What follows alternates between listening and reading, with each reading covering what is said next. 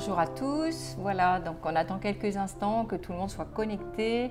Nous allons parler d'un thème important et qui concerne plus spécifiquement nos enfants. Il y a danger par rapport au royaume des Pokémon. Voilà. Donc vous pouvez partager, liker. Et je vous renvoie également vers le site du ministère www.guérisondescœursbrisés-france.com. Vous avez tous nos événements et les séminaires également.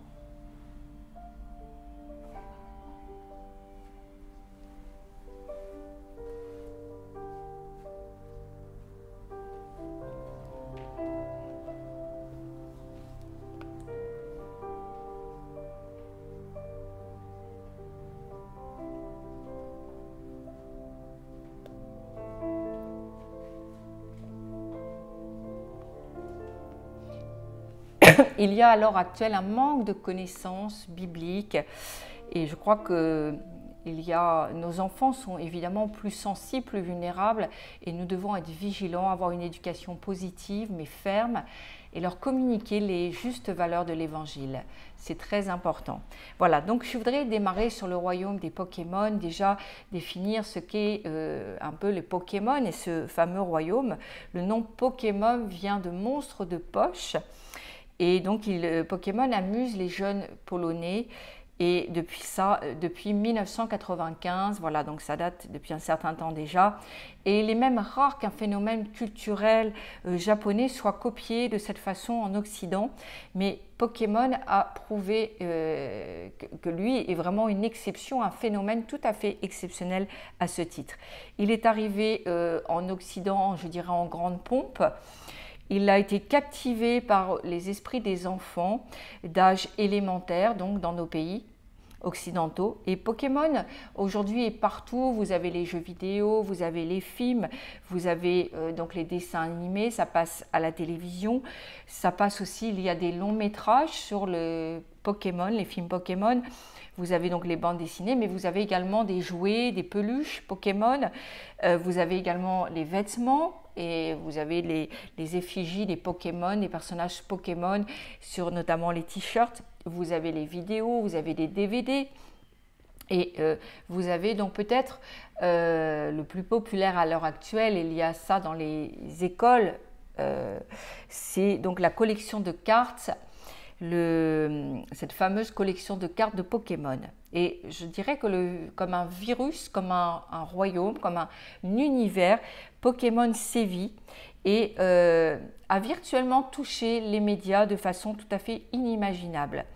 Donc cette épidémie Pokémon a atteint, je dirais, tous les jeunes enfants. Je vois également que les enfants des chrétiens, parfois, sont aussi dans cet univers des Pokémon. Ils veulent à tout prix tout ce qui a attrait aux Pokémon. Et vous savez, c'est comme, je dirais, quand on commence à tomber dans cette forme un peu d'addiction, on veut tout ce qui représente le royaume, l'univers des Pokémon. Et ces enfants, les enfants qui commencent dans le Pokémon sont littéralement obsédés par le fait de posséder tout de cet univers Pokémon.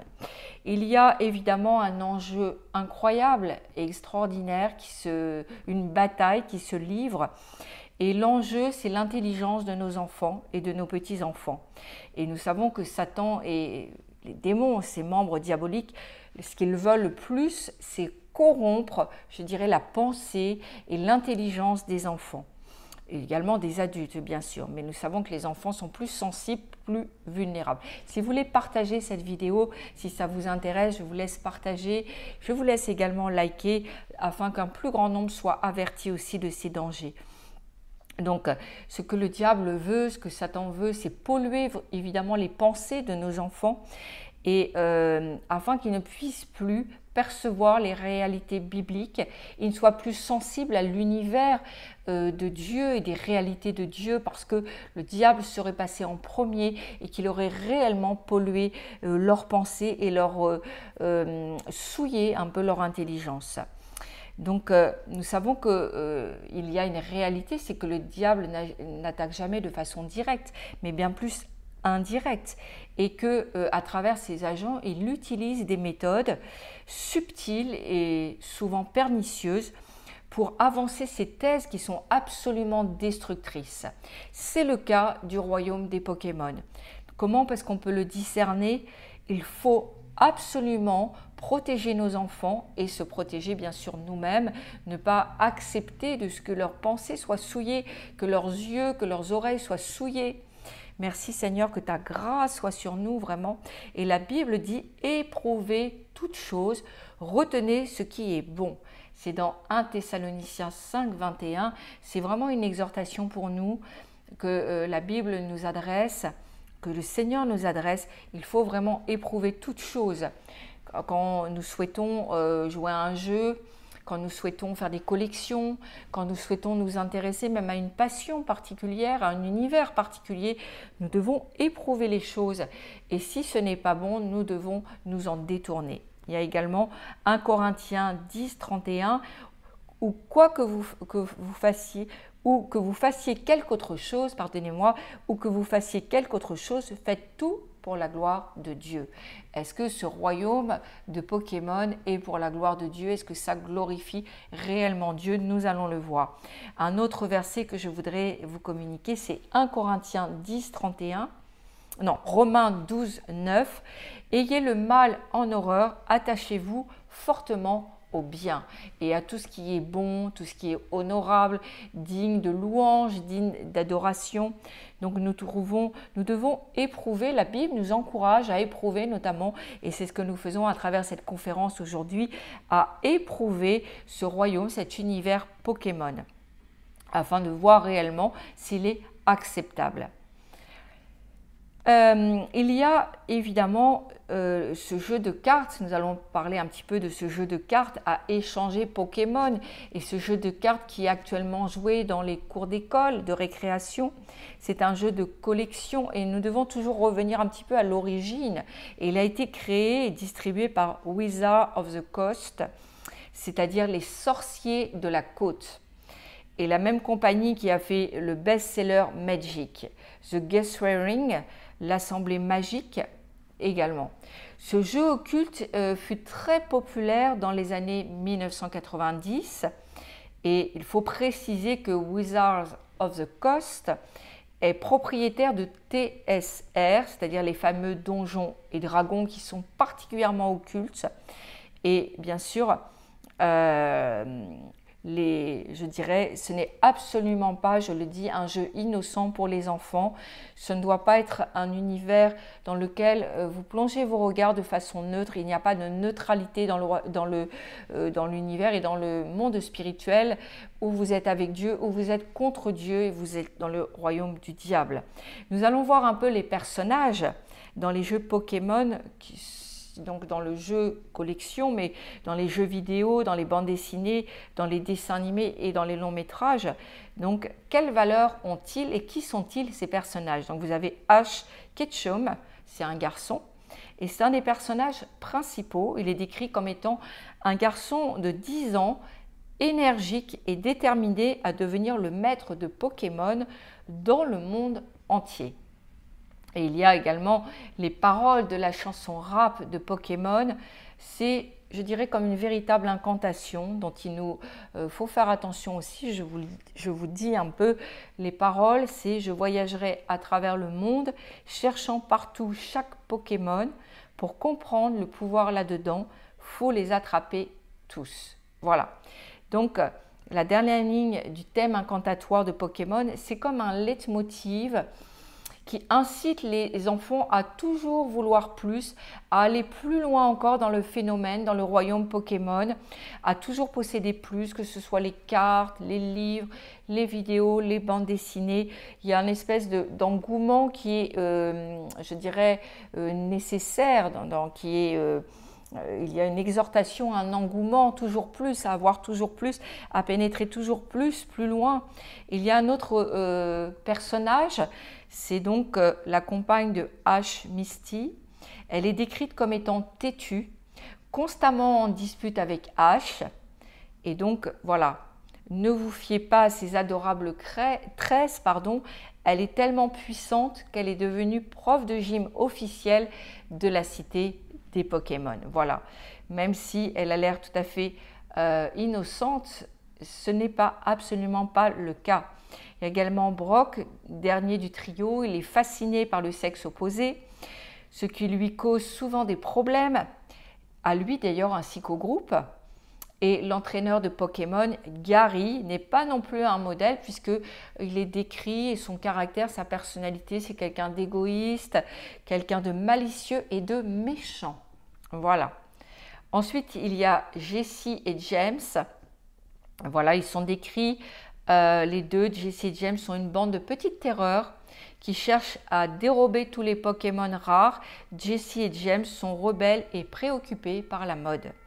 Donc, je dirais que cet univers dans lequel les enfants pénètrent, et vous avez bien compris, l'objectif c'est qu'ils soient addicts, soient liés complètement à ce jeu qui finalement va mettre des mauvaises choses dans leurs pensées, va souiller leurs pensées, leur intelligence, et je dirais que le diable passe pour les lier aussi dans des choses occultes quand même, on peut dire ça parce que vous allez voir après, et que après ils n'arrivent pas à croire en Dieu, à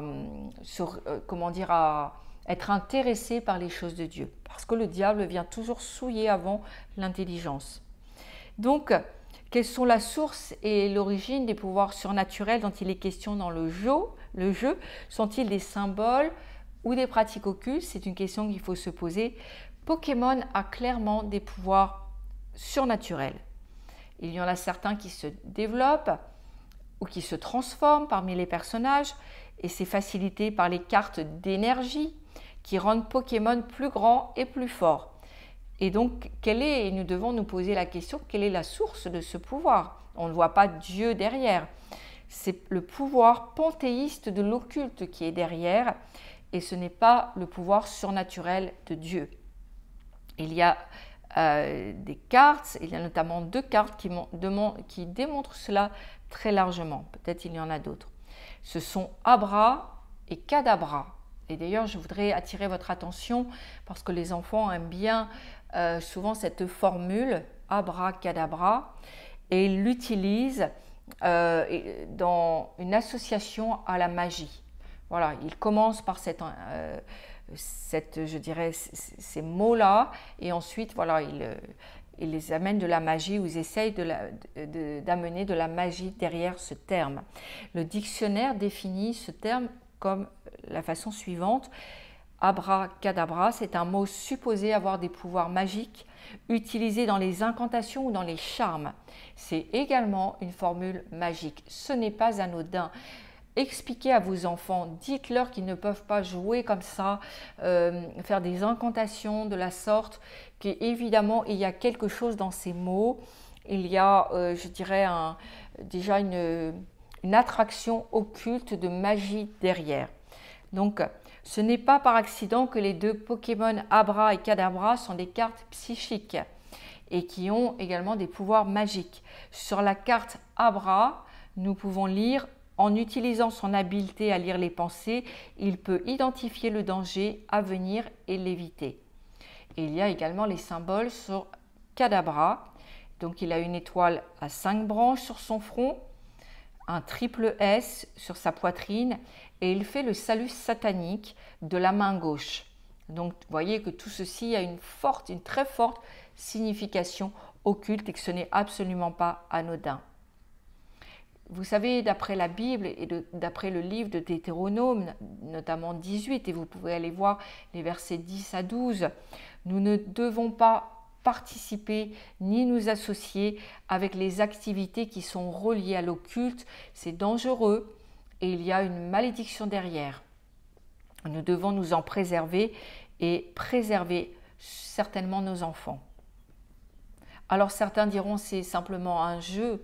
Moi je vous dis que non, ce n'est pas simplement un jeu, ce n'est pas simplement une distraction, c'est déjà une initiation à l'occultisme.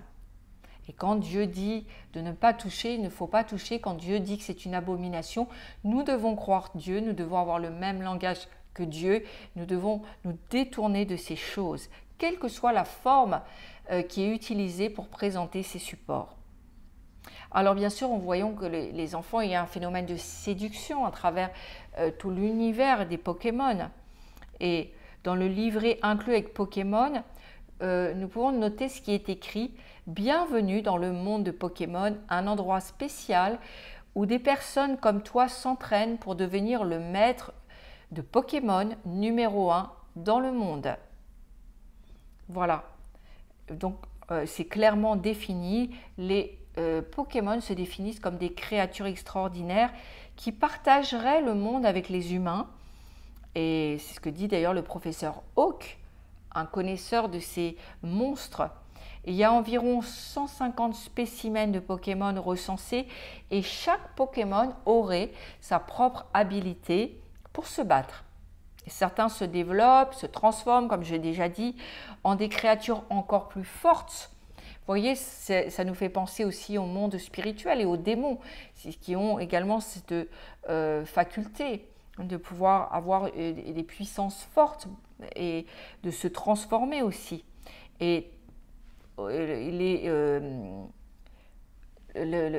dans l'univers des Pokémon, il est dit, il est suggéré aux enfants de transporter leurs Pokémon avec eux afin d'être prêts à tout affronter.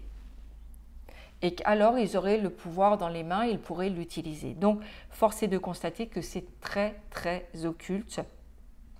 Et c'est quelque chose, évidemment, qui amène plutôt une malédiction. Donc, ce qui se passe dans la réalité, c'est que les enfants, effectivement, transportent leur peluche Pokémon, leur carte Pokémon, comme un talisman magique.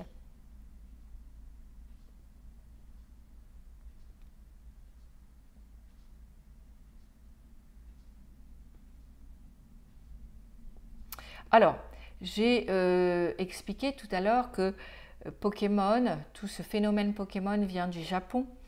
Et un maître de Pokémon est en fait un maître d'arts martiaux. Donc les maîtres Pokémon sont des chefs de bande, dans toujours le jeu Pokémon. Les maîtres Pokémon sont des chefs de bande dans les écoles et ils se battent contre d'autres bandes et aiment à résoudre les problèmes par la violence. Et nous, la Bible nous dit tout l'inverse. Elle nous dit évidemment d'être prudent avec ce qui occupe nos pensées et de faire attention à cela. Nous voyons ça dans Proverbe 4, 23. Et les jeux des enfants, la télévision, tout l'univers qu'ils peuvent regarder, nous devons être extrêmement prudents. Parce que le diable cherche vraiment à corrompre les pensées de nos enfants et à les souiller et à les influencer de façon à les tourner vers tout ce qui est occulte. Et si petits, ils peuvent déjà avoir eu une première initiation à travers les Pokémon notamment. Après, naturellement, ils sont attirés vers les choses occultes et les choses magiques. Nous savons que les choses dont nous sommes remplis, les pensées dont nous sommes remplis, la façon de penser même, va diriger bien sûr nos actions. Et nous devons faire attention à ce qui préoccupe et ce qui occupe les pensées de nos enfants. Et ne pas les laisser faire des jeux vidéo violents, des jeux vidéo qui ne seraient pas de leur âge à cause du contenu. Ne pas les laisser écouter de la musique gothique, de la musique rock, des musiques également qui sont polluées ou de la lecture qui serait malsaine et notamment des ouvrages à base d'occultisme comme sur les sorcières, etc. Donc nous ne voulons pas que Pokémon puisse et que l'univers Pokémon puisse influencer la vie de nos enfants. Donc nous devons prier pour eux. Nous devons également leur proposer d'autres jeux, d'autres choses à faire. Et je crois que même si beaucoup d'enfants à l'école à l'heure actuelle jouent au Pokémon, vous pouvez être créatif et trouver d'autres choses, peut-être d'autres jeux à leur proposer et que c'est à eux d'influencer finalement les autres enfants. La Bible nous dit clairement que nous devons avoir en horreur tout ce qui est du domaine du diable, tout ce qui est lié vraiment à la pensée satanique. Nous devons avoir cela en horreur. Nous ne pouvons pas penser que l'univers des Pokémon, qui est un univers de violence, univers corrompu, rien qu'à travers les personnages dont je vous ai parlé. Nous devons plutôt avoir cela en horreur. Et vous savez que les enfants cherchent toujours aussi à s'identifier évidemment à des héros, à des super-héros. Et il ne faudrait pas qu'ils soient influencés par les personnages des Pokémon. Et puis, évidemment, nous voyons dans le jeu Pokémon qu'il y a également une façon de traiter les ennemis qui serait, bien sûr, de les empoisonner et de les paralyser.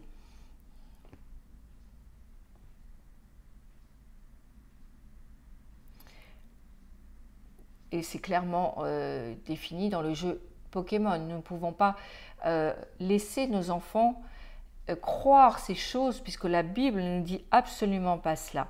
Voilà, Pokémon, l'univers Pokémon, le royaume Pokémon doit clairement être rejeté et vous devez vous séparer si vous avez des choses comme cela dans votre maison, si votre enfant a des peluches, des cartes Pokémon. Je crois qu'à chaque fois, ça constitue un lien vers les choses du royaume de Satan. Il faut également prier pour votre enfant. J'ai eu moi-même dans une maison à prier pour un enfant qui faisait des cauchemars la nuit. Et donc quand j'ai prié, j'ai vu qu'il y avait des peluches Pokémon. J'ai expliqué à la mère qui était chrétienne. Elle ne savait pas. Là, je fais évidemment, c'est assez court ce que je vous dis, mais je crois que c'est suffisant pour que vous compreniez que ce n'est pas neutre. Il n'y a pas de neutralité dans le monde spirituel où c'est de Dieu ou c'est contre Dieu. Dieu n'est absolument pas d'accord avec ces choses, et nous savons qu'effectivement si le diable peut avoir déjà un accès dans nos enfants, dans leur vie en journée, il aura aussi un accès dans leur nuit à travers des cauchemars, à travers des terreurs nocturnes.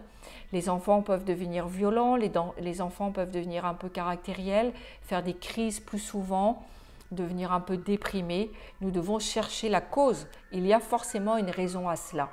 Nous prions pour nos enfants, nous aimons nos enfants, nous voulons les préserver. Il faut absolument vous débarrasser de tout cela. Priez, déliez votre enfant, chassez les esprits de Pokémon qui ont pu venir dans votre maison, souiller également votre maison, qui ont pu venir dans l'univers de vos enfants.